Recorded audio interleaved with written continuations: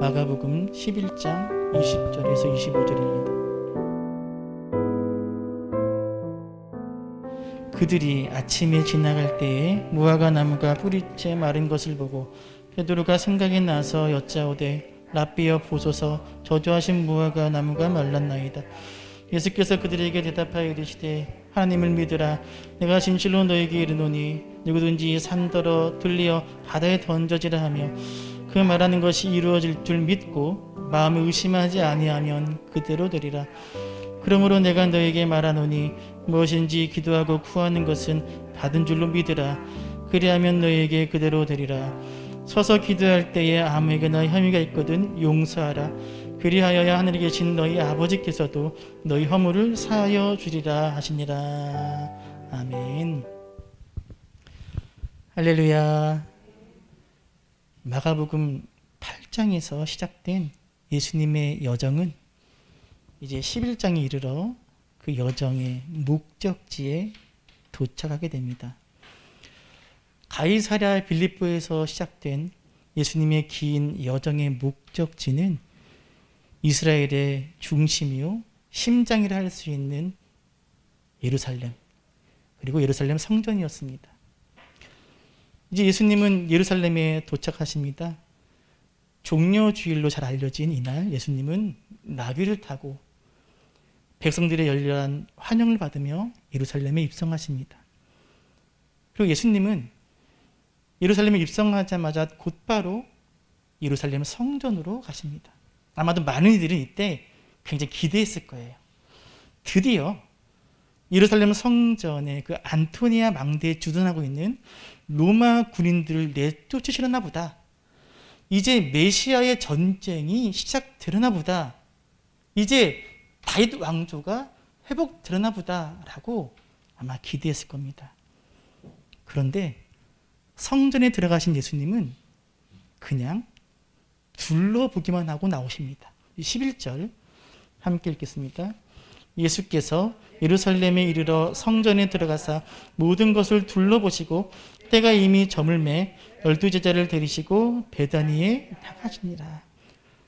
제자들이, 백성들이 기대했던 일은 벌어지지 않았습니다. 하지만 예수님은 정말 중요한 일을 하셨습니다. 뭐 하셨다고요? 모든 것을 둘러보셨습니다. 그리고 날이 저물자 예수님은 베다니로 가셔서 베다니에서 하루 주무시고 다음 날, 즉 월요일에 다시 예루살렘으로 향하십니다. 그런데 배가 고프셨던 예수님이 무화과 나무를 보시고는 무화과 열매를 기대하시고 가셨는데 입만 무성할 뿐 열매가 없었습니다. 13절 읽겠습니다. 멀리서 잎사귀 있는 한 무화과 나무를 보시고 그 나무에 무엇이 있을까 하여 가셨더니 가서 보신즉 잎사귀 외에 아무것도 없더라. 이는 무화과의 때가 아님이라. 멀리서 볼 때는 그 무성한 잎사귀 때문에 몰랐는데 가까이 가서 보니까 뭐가 없어요? 열매가 없어요. 예수님은 이 열매 없는 무화과 나무를 저주하십니다. 14절입니다. 읽겠습니다. 예수께서 나무에게 말씀하여 이르시되 이제부터 영원토록 사람이 내게서 열매를 따먹지 못하리라 하시니 제자들이 이를 듣더라. 좀 이상하지 않습니까? 13절에 보니까 무화과의 때가 아님이라고 이야기하고 있어요. 아직 무화과 나무의 열매가 열릴 때가 아니라는 뜻으로 보이거든요. 그러면 무화과 나무에 열매가 없는 것이 당연하잖아요. 아직 때가 아니니까. 그런데 예수님은 무화과 나무에 열매가 없다고 이 나무를 저주하십니다. 20세기 영국의 유명한 철학자이자 수학자였던 버트란드 러셀이 쓴 유명한 책이 있습니다. 나는 왜 기독교인이 아닌가라는 책이에요. 러셀은 이 책에서 자신이 예수님을 믿지 않는 여러 가지 이유를 이야기하는데 그 이유 중에 하나가 오늘 말씀에 등장하는 예수님께서 무화과 나무를 저주한 사건 때문입니다. 성경은 분명히 무화과 나무의 때가 아니라고 했는데 그렇다면 무화과 나무의 열매가 없는 게 당연함에도 예수님은 열매가 없다는 이유만으로 무화과 나무를 저주하시는 모습을 보고 러셀은 예수님이 상식 이하의 사람이라고 폄하합니다. 러셀은 그 책에서 이렇게 이야기해요. 이 사건은 예수 그리스도라는 분이 반드시 합리적이고 상식적인 사람이 아닐 수도 있다는 것을 보여준다라고요. 우리 주위에 그런 사람 있잖아요. 배고프면 눈이 뒤집힌 사람 있어요. 배고프면 이성을 잃어요. 그런 사람 있어요? 없어요? 주위에? 있더라고요. 쳐다보지 마시고. 예수님이 그런 사람이라는 거예요, 러셀은. 예수님이 배고픔에 이성을 잃어서 애꿎은 죄 없는 무화과 나무를 저주하셨다는 거예요. 여러분 정말 그렇습니까? 예수님은 배고픔에 이성을 잃으셔서 아무 죄 없는 무화과 나무를 저주하신 걸까요? 예수님은 러셀의 말처럼 비합리적이고 몰상식한 분이십니까? 그렇지 않습니다.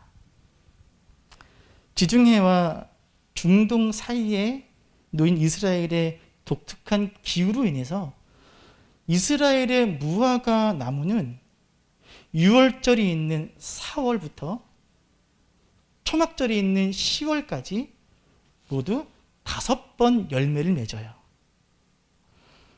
즉 무화과 나무는 봄이라 할 수 있는 6월절이 다가오면서 작은 잎사귀와 함께 첫 열매를 맺고 그리고 10월까지 그 긴 무더운 여름 동안에 무화과 열매를 계속 맺어갑니다.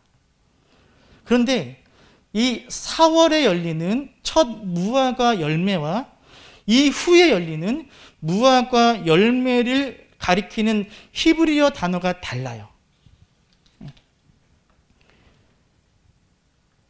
무화과 나무입니다. 근데 6월절 즈음에, 그러니까 4월 달에 처음에 열리는 무화과 나무의 열매를 히브리어로 파게라고 합니다. 첫 열매, 4월에 열리는. 그리고 이 파게가 지고 나서 그 다음에 차례대로 열리는 무화과 나무 열매를 테나라고 해요. 테나. 자, 여러분께 물어볼게요. 예수님께서 찾으신 무화과 나무, 그 나무의 열매는 파게일까요? 테나일까요? 네? 파게일까요? 테나일까요? 파게죠. 지금이 어느 절기 가까워진 때죠? 6월절이 가까워진 때잖아요. 지금 4월 봄이잖아요. 그러니까 무화과 나무에는 열매가 없으면 안 되는 거예요. 어떤 열매가 있어야 되는 거예요? 파게라고 하는 그 첫 열매가 있어야 되는 거예요. 예수님이 배고픔에 눈이 멀어서 이성을 잃어서 액주나무를 저주하신 게 아니라 이 무화과 나무에는 그 6월절쯤에 열리는 첫 열매가 당연히 있었어야 되는 거예요. 그래서 예수님은 당연히 열매가 있을 줄 아시고 기대하시고 가신 거예요. 그런데 있어야 할 이 파게, 열매는 맺지 못한 채 잎사귀만 무성하게 나 있는 나무를 보시고 예수님이 책망하시고 저주하신 겁니다. 그리고 다음 날 무화과 나무는 예수님이 저주대로 뿌리째 말라 있었습니다. 20절과 21절을 다시 읽겠습니다.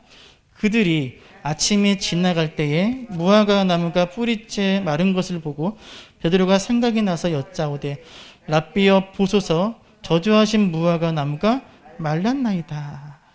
말랐습니다. 말라 죽었지요. 예수님께서 열매 없는 무화과 나무를 저주하시고 그 저주대로 무화과 나무가 말라 죽은 것은 일종의 상징 행위입니다.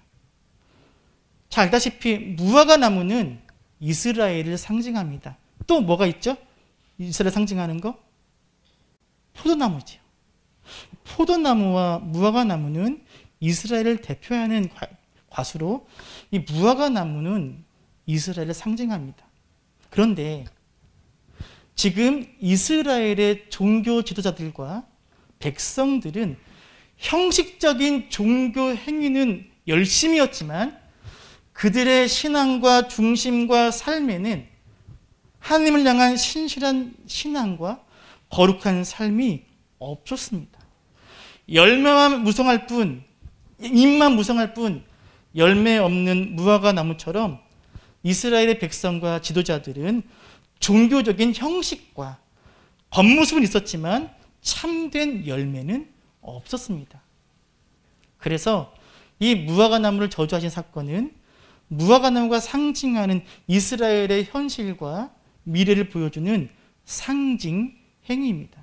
그래서 이 무화과 나무 저주 사건은 예수님의 성전 청결 사건과 자연스럽게 연결이 됩니다. 우리가 잘 알고 있는 성전 청결 사건은 무화과 나무 이야기의 가운데 끼어 있어요.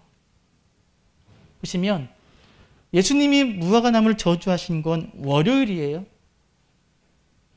그리고 예수님이 무화과 나무 저주대로 무화과 나무가 말라 있던 걸 본 건 그 다음 날이에요. 화요일 날. 이렇게 무화과를 저주하시고 그 무화과가 말라버린 이 중간에 뭐가 껴 있다고요? 성전 청결케 하신 사건이 이렇게 가운데 끼어 있어요. 샌드위치 구조라고 이야기합니다. 즉 무화과 나무를 저주하시고 그 나무가 말라 죽은 사건, 그 사건 자체의 의미가 있는 것이 아니라 성전 청결 사건의 의미를 알려주는 상징 행위라는 겁니다. 15절부터 17절까지 보시면 예수님은 성전에 들어가셔서 매매하는 자들을 내쫓으시고 돈 바꾸는 자들의 상과 비둘기 파는 자들의 의자를 둘러엎으시고 아무나 물건 가지고 들어오지 못하도록 허락하지 아니하십니다. 그리고 말씀하십니다. 17절 함께 읽겠습니다. 이에 가르쳐 이르시되 기록된 바 내 집은 만민이 기도하는 집이라 칭함을 받으리라고 하지 아니하였느냐. 너희는 강도의 소굴을 만들었도다 하시매. 예수님 당시에는 6월절 같은 큰 절기가 되면 각 나라에 흩어져 있던 디아스포라에 있던 유대인들이 제사 드리러 오거든요. 그런데 이들 중에서 외국에서 오는 사람들은 외국 돈밖에 없잖아요. 성전세를 내야 되는데 외국 돈을 내면 안 되니까 성전에서 그들이 가져온 외국 돈을 이스라엘의 화폐로 바꿔주는 거지요. 환전상들. 그리고 이들이 먼 여행길 동안 제사 때 사용할 소나 양 같은 동물을 데려올 수 없잖아. 너 머니까. 와서 뭐 하는 거예요? 사는 거죠. 사서 바치는 거예요. 그러니까 돈을 바꿔주고 동물을 파는 건 필요한 일이었다는 거예요. 근데 문제는 이들이 이렇게 성전들에서 환전을 하고 제물에 쓰일 동물을 팔기 위해서는 누구의 허락을 맡아야 되는 거예요? 대제사장들입니다. 그런데 이들이 허락을 하면서 조건이 뭐예요? 네, 뇌물을 요구하는 거죠. 이들의 수익금의 상당액을 종교 지도자들이 챙긴 거예요. 예수님은 그래서 내쫓고 둘러엎고 막아서신 겁니다. 성전이 성전다움을 잃어버리고 말았기 때문입니다. 그래서 열매 없는 무화과 나무는 이 예루살렘 성전의 종교 지도자들 그리고 이스라엘 백성들을 상징합니다. 무화과 나무에 무엇이 있을까 하여서 다가가신 예수님께 나무를 보셨을 때 아무것도 달려있지 않았듯이 그 무성한 잎사귀에 속으셨듯이 전날 예수님께서 뭐 하셨다고 그랬죠? 예루살렘 들어가셔서 모든 것을 둘러보았잖아요. 무화과 나무에 무엇이 있을까 보셨듯이 예수님도 성전에 무엇이 있는지를 기대하며 보셨는데 아무것도 없더라는 거예요. 아무것도 찾지 못한 겁니다. 예수님께서 성전 안에서 보신 것은 무성한 잎사귀만 보신 거예요. 열매가 없었다는 겁니다. 가짜밖에 없어요. 입만 무성할 뿐 정작 있어야 열매는 맺지 못한 이 무화과 나무와 같이 예루살렘 성전은 나아가 이스라엘 전체는 형식적이고 외식적인 종교 행위의 중심이 되어 있었다는 겁니다. 그래서 뿌리부터 말라버린 무화과 나무는 장차 무너지고 몰락할 성전과 이스라엘의 운명을 보여주는 상징 행위입니다. 그런데 오늘 우리가 주목하고자 하는 것은 그 다음 이야기입니다. 사실 여기까지는 모두 잘 알고 계시잖아요. 중요한 것은 그 다음이에요. 성전을 청결하시고 그 다음날 아침 예수님과 제자들이 길을 나서는데 예수님이 전날 저주하신 그 무화과 나무가 말라 죽은 것을 제자들이 봅니다. 그래서 베드로가 예수님께 말하지요. 20절, 21절 다시 한번 읽겠습니다. 읽습니다. 그들이 아침에 지나갈 때에 무화과 나무가 뿌리째 마른 것을 보고 베드로가 생각이 나서 여짜오되 랍비여 보소서 저주하신 무화과 나무가 말랐나이다. 예수님! 예수님이 말씀하신 저 나무가 진짜 말랐어요. 베드로의 이 말에 예수님은 뭐라고 말씀하십니까? 무화과 나무가 왜 마른 줄 아느냐? 라든가 무화과 나무가 마른 것의 의미가 무엇인지 아느냐? 이런 말씀을 하실 줄 알았는데 예수님은 뜬금없이 이렇게 말씀하시지요. 22절입니다. 읽습니다. 예수께서 그들에게 대답하여 이르시되 하나님을 믿으라. 뭐하라고요? 베드로가 뭐하라고 얘기했지 예수님께? 무화과 나무가 말랐습니다. 그랬더니 뭐라고요? 하나님을 믿으라. 하나님을 믿으라. 다짜고짜. 얼핏 들으면 동문서답 같아 보입니다. 하지만 그렇지 않습니다. 예수님께서 베드로에게 그리고 제자들에게 하신 이 말씀이 사실 이 무화과 나무가 마른 사건 그리고 성전을 청결케 하신 그 사건의 핵심 메시지입니다. 예수님의 말씀을 다시 자세히 읽어볼까요? 22절부터 25절까지 함께 읽어보겠습니다. 읽습니다. 예수께서 그들에게 대답하여 이르시되 하나님을 믿으라. 내가 진실로 너희에게 이르노니 누구든지 산더러 들리어 바다에 던져지라 하며 그 말하는 것이 이루어질 줄 믿고 마음에 의심하지 아니하면 그대로 되리라. 그러므로 내가 너희에게 말하노니 무엇이든지 기도하고 구하는 것은 받은 줄로 믿으라. 그리하면 너희에게 그대로 되리라. 아무거나 혐의가 있거든 용서하라. 그리하여야 하늘에 계신 너희 아버지께서도 너희 허물을 사하여 주리라 하시니라. 예수님의 긴 말씀. 베드로는 한마디밖에 안 했어요. 뭐라고요? 무화과는 말랐습니다. 예수님께서 준비하셨다는 듯이 길게 말씀하시죠. 예수님의 말씀 속에는 제자들을 향한 세 가지 명령이 담겨 있습니다. 뭡니까? 믿으라, 기도하라, 용서하라. 따라합시다. 믿으라, 기도하라, 용서하라. 뜬금없이 예수님은요, 무화과 나무가 말랐다는 베드로의 말에 뜬금없이 믿으라, 기도하라, 용서하라 말씀하십니다. 여러분, 이게 중요한 거죠. 믿음, 기도, 용서. 이 세 가지가 뭘까요? 이 세 가지가 뭐길래 예수님은 베드로의 말에 이 세 가지를 명령하신 걸까요? 믿음, 기도, 용서. 이 세 가지는 바로 예수님께서 예루살렘 성전에서 찾고 싶었지만 찾지 못했던 바로 그 열매라는 거예요.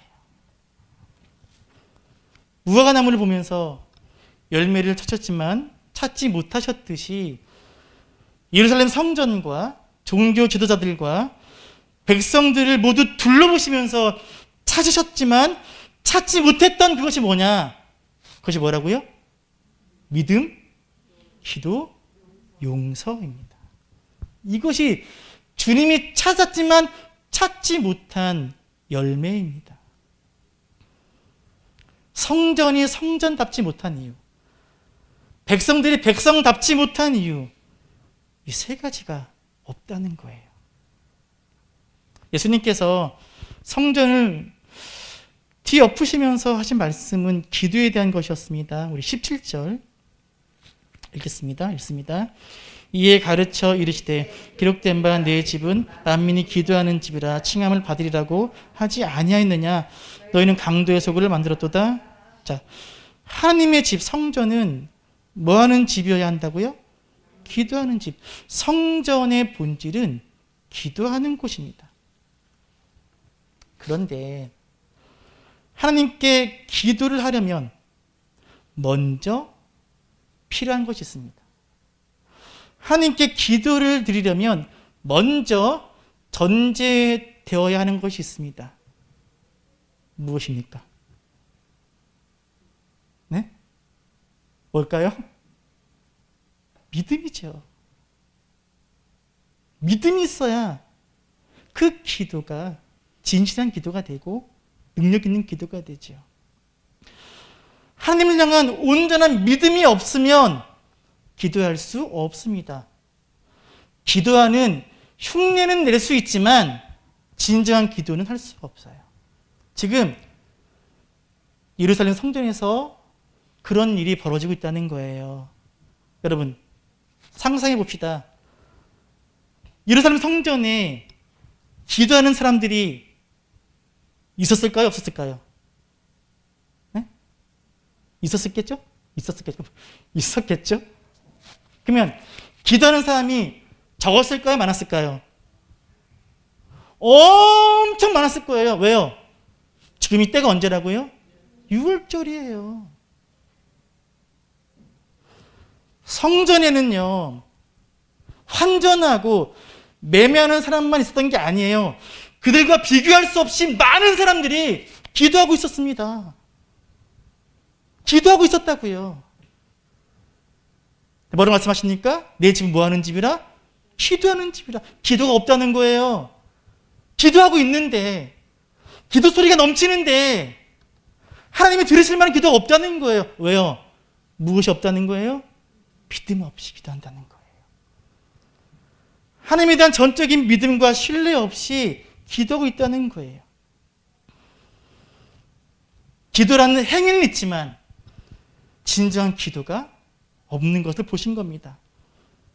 하나님을 향한 믿음, 그 믿음이 없이 기도라는 행위만 있는 걸 주님이 보신 거지요. 기도가 없다는 거예요. 믿음이 없다는 거예요. 그러니 이들이 드리는 기도 역시 마찬가지로 의미가 없습니다. 믿음이 없는 기도니 진정한 기도가 있을 수 없지요. 믿음이 없고 그리고 기도가 없습니다. 굉장히 아이러니지요. 성전이 기도 소리로 가득한데 하나님이 들으실 만한 기도가 없다는 거예요. 믿음이 없고 기도가 없어요. 또 하나 뭐가 없다고요? 뭐가 없다고요? 용서예요, 용서. 성전은 기본적으로 용서를 받는 곳이지요. 대표적으로 속죄제를 드리지요. 속죄제는 내 죄를 이 동물에게 전가해서 이 동물이 죽음으로 내 죄가 용서받는 거예요. 성전은 용서를 받는 곳입니다. 그런데 하나님께 용서받은 사람들이 뭐 하지 못해요? 용서하지 못하고 살고 있다는 거예요. 율법의 정신은 사라지고 껍데기만 남아서 율법으로 판단하고 정죄한다는 거죠. 그래서 이스라엘은요, 죄인으로 가득합니다. 예수님이 죄인들 가까이 하셨잖아요. 근데 예수님이 죄인들을 가까이 하실 수밖에 없는 이유가 다 죄인들밖에 없거든요. 예를 들면 이런 겁니다.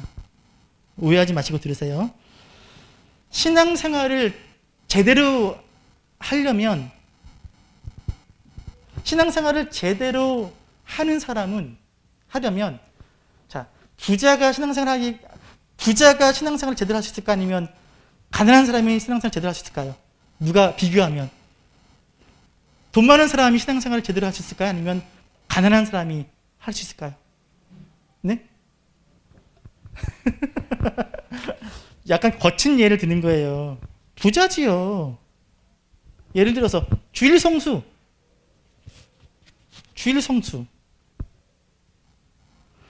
하루 벌어서 하루 먹고 사는 사람에게 주일 성수 쉬워요, 어려워요?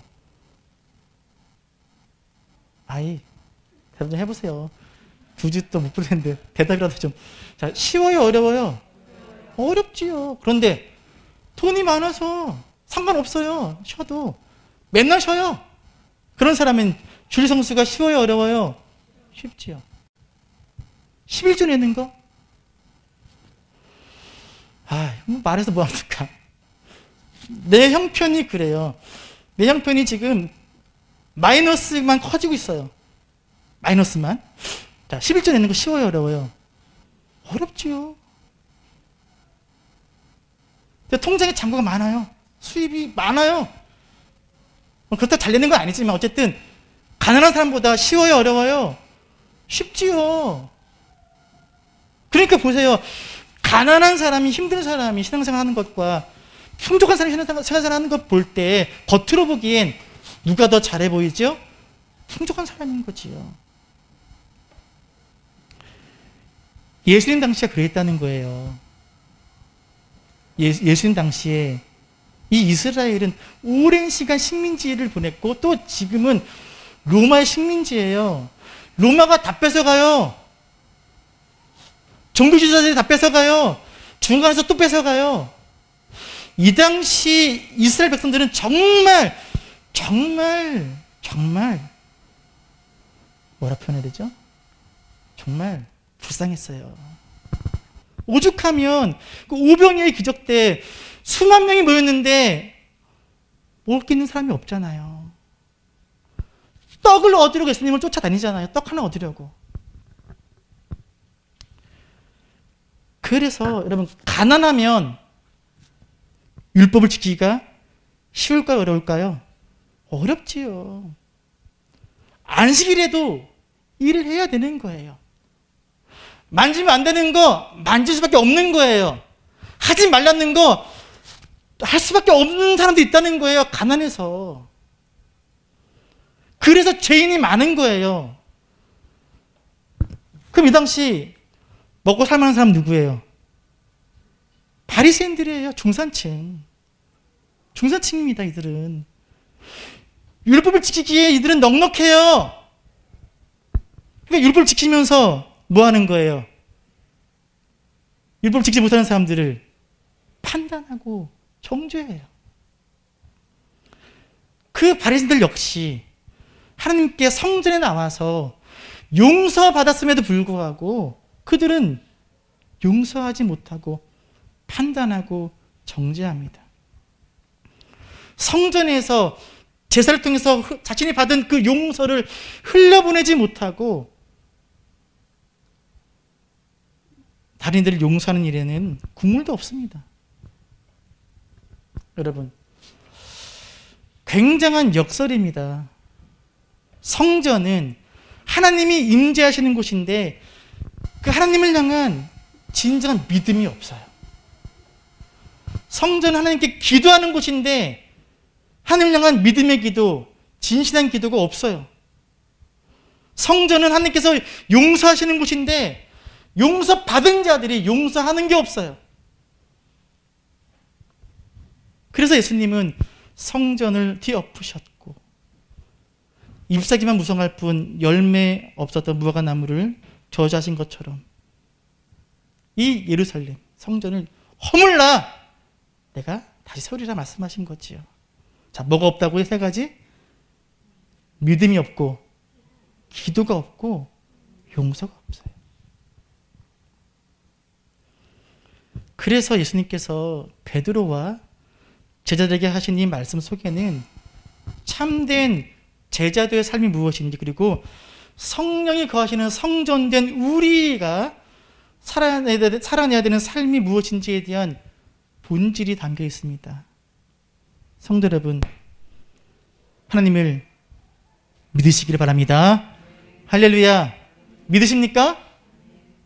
있다는 거예요. 이 중에도 어떤 사람이 있다는 거예요? 나와 예배는 드리지만 기도는 하지만, 신앙생활은 하지만 정말 하나님을 향한 전적인 신뢰와 의지, 의탁, 믿음이 없을 수 있다는 거예요.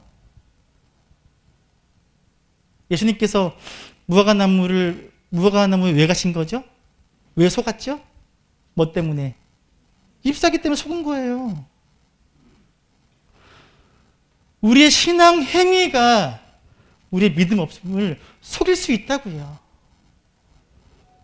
여러분, 믿음을 가져야 됩니다. 전적인 신뢰. 그리고 여러분, 하나님을 향한 믿음을 가지고 기도하시기를 바랍니다. 의심하지 말고 산을 옮길 만한 믿음으로 기도하라는 거예요. 그리고 하나님께 용서받은 자로서 뭐 하라고요? 용서해라. 복음의 핵심은 구원에 있고요. 그 구원받은 자의 삶의 핵심은 용서에 있습니다. 사랑하는 교우 여러분, 오늘 말씀을 통해서 저와 여러분의 삶을 돌아볼 수 있기를 바랍니다. 혹시 나는 잎만 무성할 뿐 열매는 없는 무화과 나무가 아닌지, 종교적인 열심과 행위는 있는데 정말 중요한 것, 주님이 찾으시는 그것들이 없지는 않은지, 사실은 목사인 저부터 이 말씀을 무섭고 두려운 마음으로 살펴야 될 말씀이지요. 중요한 것은 이겁니다. 결국 무화과 나무가 뿌리가 말라서 죽었듯이 예루살렘 성전도 결국은 무너지고 맙니다. 그런데 새로운 성전이 세워졌지요? 자, 새 성전은 무엇입니까? 네? 새 성전. 예루살렘 성전은 무너졌잖아요. 하지만 새로운 성전이 세워졌잖아요. 뭡니까? 부활하신 예수님과 그 주님의 영이 거하시는 우리가 성전이지요. 할렐루야. 또 무화과나무가 말랐듯이 이스라엘 나라 역시 로마에 의해서 망했지요. 하지만 새 예루살렘이, 새 이스라엘이 세워졌습니다. 새 이스라엘 누굽니까? 새 이스라엘 누구지요? 예수를 주로 고백함으로 구원받은 신약의 성도들이 새 이스라엘입니다. 굉장히 중요한 거예요. 따라합시다. 내가 새 성전이며 내가 새 이스라엘입니다. 내가 누구라고요? 새 성전. 또 누구라고요? 그렇다면 내가 성전이고 내가 예루살렘이라면 우리에게는 반드시 있어야 될 게 세 가지가 있습니다. 무엇입니까? 믿음, 기도, 용서입니다. 믿으라, 기도하라, 용서하라. 믿고 기도하고 용서하는 것이야말로 새 성전된, 그리고 새 이스라엘이 된 저 여러분이 살아내야 될 신앙의 본질이요, 교회라는 공동체의 기초입니다. 예수님께서 무화과 나무에 무엇이 있나 보셨을 때 배고프셔서 그렇게 무엇이 있나 기대하셨듯이, 또 성전 안에 무엇이 있나 기대하며 둘러보셨듯이 오늘 저와 여러분에게 이것들이 있기를 기대하고 계시며 찾고 계심을 잊지 마시고 믿음과 용서 그리고 기도가 내 안에, 우리 안에 풍성하게 맺어지기를 축원합니다. 다시 한번 따라합시다. 믿으라, 기도하라, 용서하라. 기도하겠습니다.